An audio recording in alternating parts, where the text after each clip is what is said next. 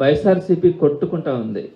ఈ ఇసుక గ్రావెల్కి సంబంధించి రోజు వందల సంఖ్యలో టిప్పర్లు ఇష్టానుసారం రీచెల్ నుంచి ఇతర జిల్లాలకి ఇతర రాష్ట్రాలకి తరలిపోతూ ఉన్నాయి. ఆ తరలించే ప్రక్రియలో ఆ టిప్పర్లన్నీ కూడా ఓవర్ స్పీడ్తో ఇష్టారాజ్యంగా వాళ్ళు రోడ్ల మీద ఆ రోడ్లని చిందరవందర చేస్తూ భయభ్రాంతులకు గురి చేస్తూ ఆ టిప్పర్లు వెళ్తున్నటువంటి తీరు ఈరోజు అందరం కూడా చూస్తూ ఉన్నాం. వైఎస్ఆర్సీపీ దీని మీద కొట్టుకుంటా ఉంది, తీవ్రమైనటువంటి అభ్యంతరాన్ని కూడా తెలియచేస్తూ ఉంది.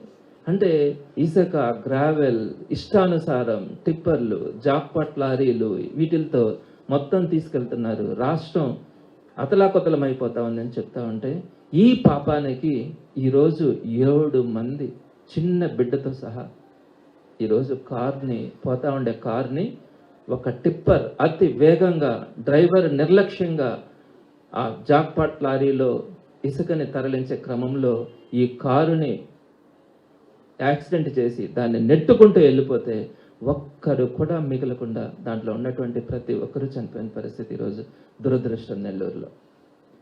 ఆ వ్యక్తులందరూ కూడా మా నెల్లూరు సిటీ నియోజకవర్గానికి ప్రత్యేకంగా నేను నివాసం ఉంటున్నటువంటి డివిజన్లో నాకు దగ్గరలో ఉన్నటువంటి కుటుంబంలో ఉన్నటువంటి 6 మంది వ్యక్తుల గోడు ఈరోజు మనం చూసినాం. సో ఈ పరిస్థితి ఎందుకు తీసుకొస్తా ఉన్నారు? ఇంకా ఎన్ని వందల మంది ప్రాణాలని మీరు బలికొనాలనుకుంటా ఉన్నారు అని కూటమి ప్రభుత్వాన్ని ఈరోజు వైఎస్ఆర్సీపీ ప్రశ్నిస్తూ ఉంది.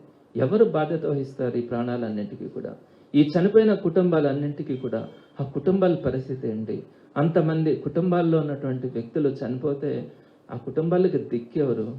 మీరు చేసే పాపాలకి, మీరు చేసే అన్యాయాలకి, అక్రమాలకి మీరు సంపాదించుకునేదే కాకుండా ఈరోజు పేదవాడు మీ కాలి అడుగుల మీద కింద నలిగి చచ్చిపోతా ఉన్నాడు అంటే మీరు ఇప్పటికైనా కళ్ళు తెరవరా?